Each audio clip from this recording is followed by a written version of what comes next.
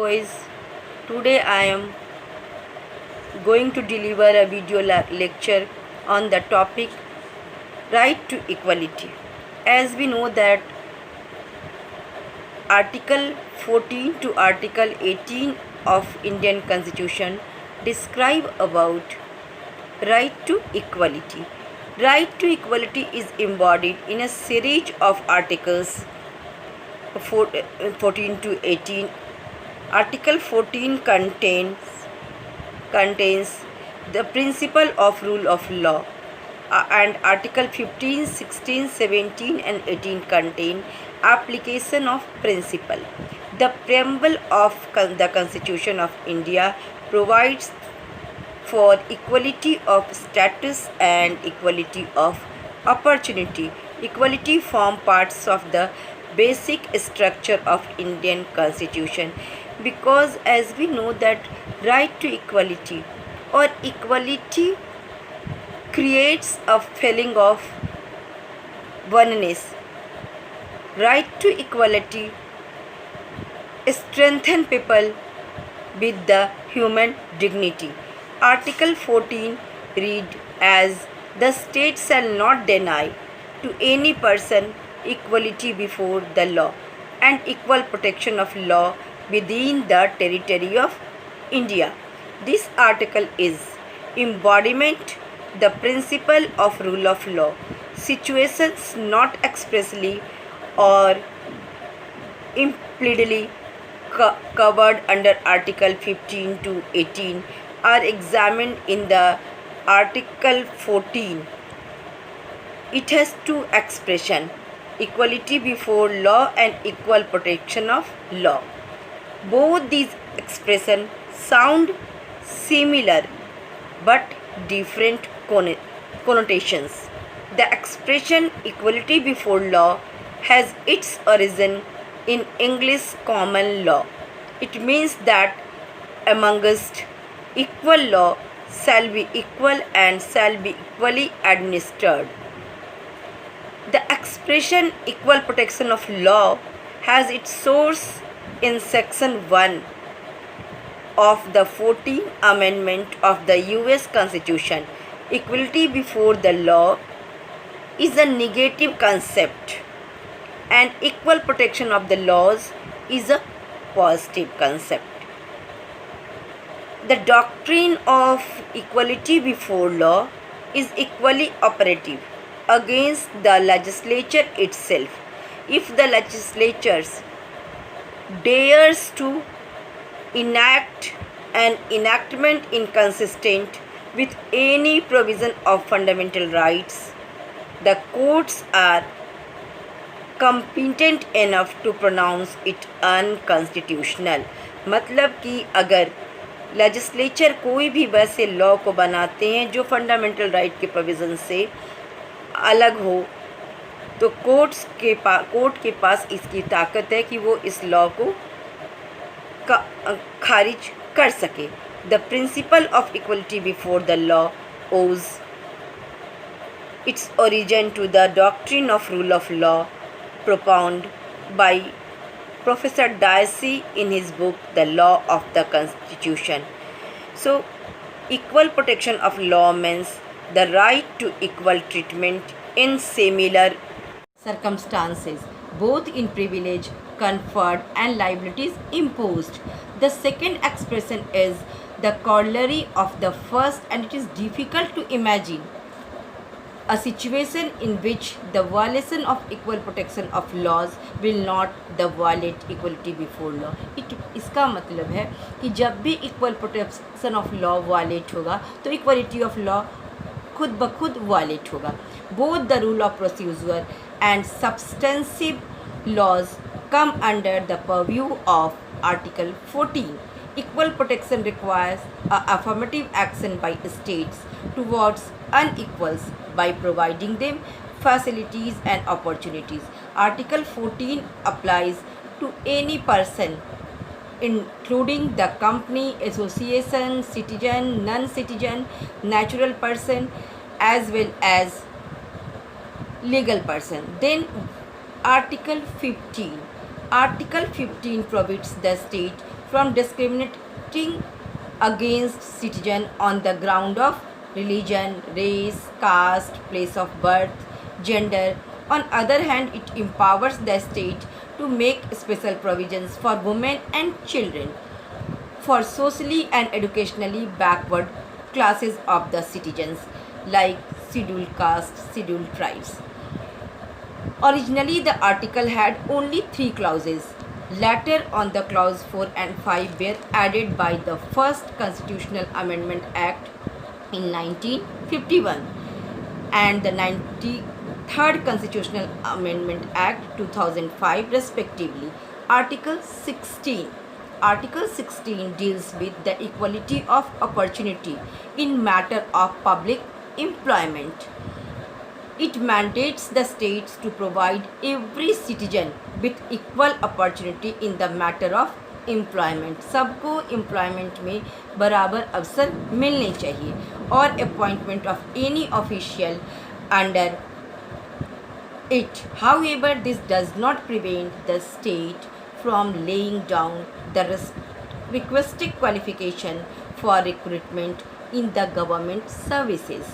It also prohibits discrimination by the state in relation to employment or appointment to any officer under the state on ground only of religion. It means religion के आधार पे कोई भी भेदभाव appointment में नहीं किए जाएंगे. Religion, race, caste, sex, place of birth, residence और any them. Clause 4 of article 16 allows the state to reserve seats in favour of backward classes of citizen which according to state are not adequately represented in the service under the state. In the landmark case, India Sawhney versus Union of India, it is very important case related to the Mandal Commission. The Supreme Court dealt with various aspects of the complex issues of reservation and gave out very thoughtful judgment. Some of the key aspects of the judgment are: creamy layers must be excluded from the backward card. Is creamy layer means those who have good economic income. Article 16(4) is not exception to Article 16(1) but an independent clause. Article 16 is exhaustive of the subject of reservation in favor of backward class, though it may not be exhaustive of the very concept of reservation. Reservation for other classes can be made under Article 16. Reservation shall not exceed the 50% limit. Carry forward rule is valid provided it should not result in the breach of 15% rule. It means किसी भी हालत में reservation जो है वो 15% से ज़्यादा नहीं होगा. Reservation in appointment under 16.4 confined to initial appointments only. There shall be no reservation in promotion. Promotion में रिजर्वेशन नहीं. Backward classes referred to Article 16(4) not same as the socially and educationally backward classes referred under the Article 15(5). Article 16(4) permits classification of backward class into the backward and more backward classes. It was overruled Balaji case and upheld N.M. Thomas case in this respect. So it means that Article 16 is given the provisions of reservation under of the scheduled caste and scheduled tribes as well as also the Mandal Commission under OBCs.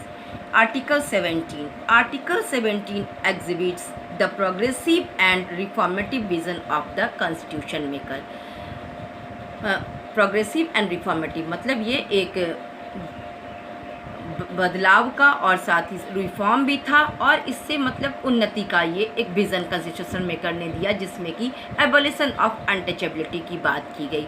And makes the practice of untouchability is a penal offense. It can be termed as one of the earliest efforts made in the direction of social reform. Since the article contemplates the practice of untouchability to be punishable offense, the legislature enacted the Protection of Civil Liberties Act in 1955, previously known as Untouchability Offence Act 1955, to prescribe punishment for untouchability and other practices connected with it. The word untouchability has been defined either under Article 17 or the Protection of Civil Liberties Act. The term has not been used in article in a literal or grammatic sense. It actually refers to the social disabilities historically imposed on certain classes of people by the reason of their birth in certain caste, and would not include an instigation of social boycott by reasons of the conduct of certain persons. The word Harijan prime facie refers as untouchable.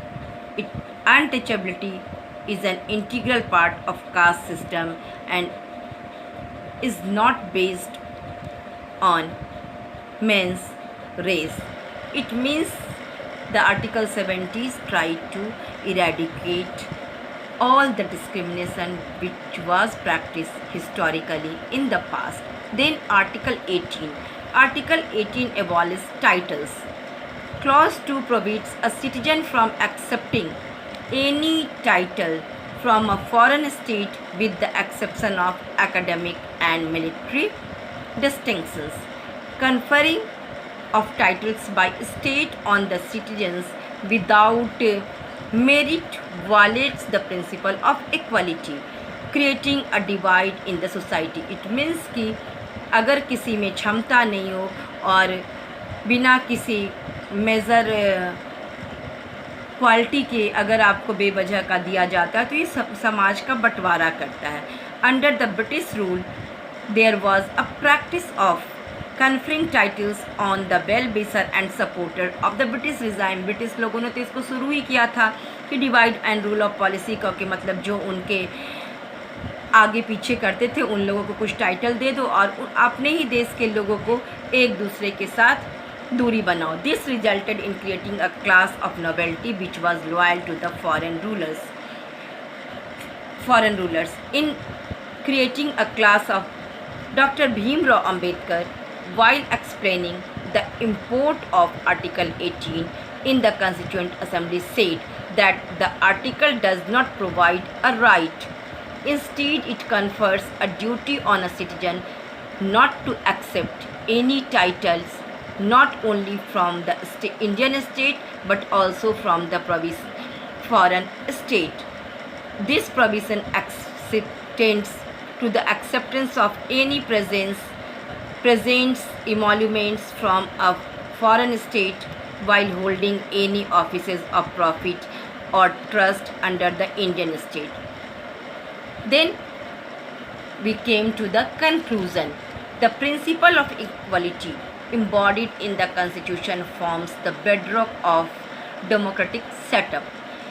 In an incredibly diverse society, as we know that India is a largely diverse society, the values like social justice, equality, liberty, fraternity, cherished by the Constitution, act as the binding force.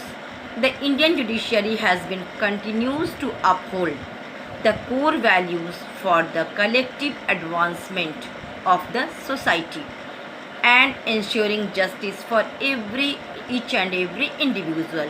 Our visionary forefathers, our constitution makers, effortlessly gave up what other society in the world had to fight and shed blood for. For example, the Indian Constitution give us the right to vote, regardless of any discrimination on the basis of gender, caste, or whatever. unlike many progressive Western countries where women had to fight to get this right. They made sure that the new India is free from dark shadow of the past, and they gives every Indian citizens a feeling of equality. That's all for today. Then in the next video lecture I will explain right to freedom. Thank you.